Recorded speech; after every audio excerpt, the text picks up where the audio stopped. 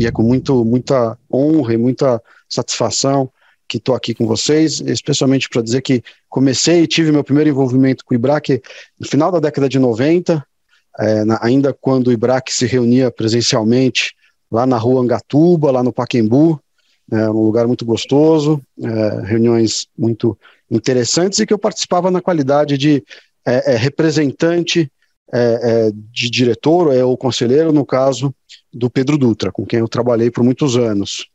Àquela altura, o IBRAC ainda era pouco permeável à participação dos mais novos, mas eu tive a oportunidade de participar de discussões, de trabalhar bastante, ajudar na elaboração de minutas, o que foi muito rico para mim e acendeu uma vontade muito grande de contribuir, não só com o IBRAC, mas também em prol do desenvolvimento institucional do Sistema Brasileiro de Defesa da Concorrência. Um pouco mais para frente, virei vice-presidente do Conselho. Também foi uma experiência muito interessante estar do lado do Conselho, interagindo com a diretoria. Em 2014 e 2015, a convite da Cris Arzur, no qual eu sempre renovo meus agradecimentos, compus a diretoria com ela, a nossa primeira presidente mulher, que foi uma honra, né, não só por estar ao lado dela, mas também por esse fato. Eu ocupei a cadeira de diretor de concorrência.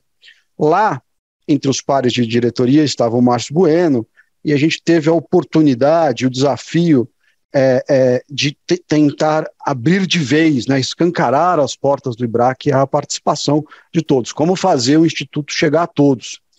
E a forma que, depois de muito quebra-cabeça, a gente chegou, foi a criação dos comitês temáticos, que hoje são tão famosos e que foram criados naquela altura, ligados a algumas diretorias que então já existiam no IBRAC. Importante que naquela altura, quando a gente criou os comitês temáticos, você não precisava sequer ser associado para dele participar. E você podia escolher, inclusive, qual comitê participar, com os temas e sub-áreas que fossem mais interessantes para você. E isso propulsionou a participação de muitos. O IBRAC deu um passo a mais no raio de alcance do público, que foi fundamental para a sustentação do IBRAC.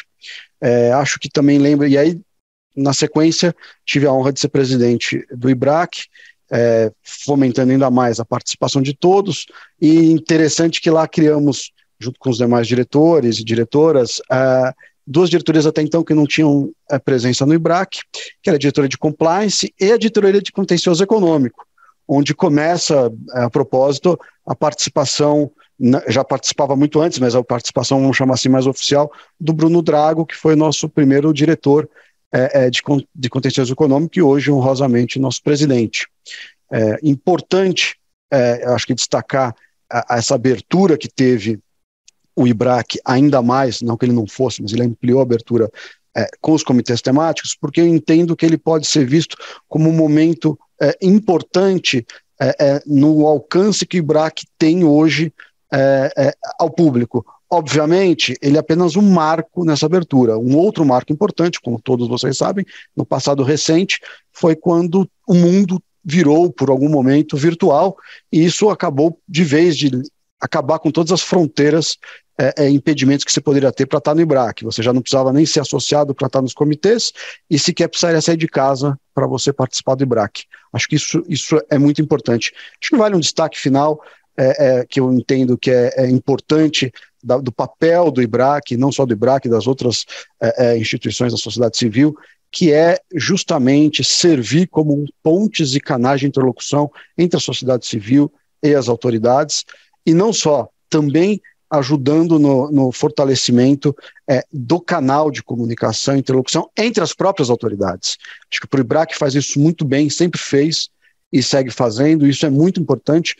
Como eu tenho que falar um pouco do meu período na presidência, eu gosto de destacar o evento e o exemplo também que envolveu o CAD e o Bacen. Naquela altura ainda havia, não necessariamente nenhuma desinteligência entre eles, mas não havia tanta harmonia. E essa harmonia acabou sendo consolidada com um evento que a gente conseguiu fazer na Universidade do Bacen, numa tarde de um determinado momento, no qual as autoridades máximas do CAD e do Bacen participaram, e isso ajudou a fomentar, depois, sob a batuta do então presidente, Dr. Alexandre Barreto, um convênio que veio sacramentar de vez a harmonia entre esses dois importantes órgãos aí, que de alguma forma lidam também não só com a regulação, mas com a concorrência.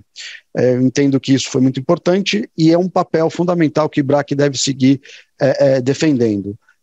A busca pela manutenção, criação e aperfeiçoamento do diálogo institucional. Isso é um ponto muito importante que o IBRAC faz com muito afinco e deve seguir fazendo. Enfim, era apenas um breve testemunho. Eu queria agradecer a todos do IBRAC, e não posso deixar de fazer nas pessoas dos nossos queridos José Carlos e da Dora. Muito obrigado.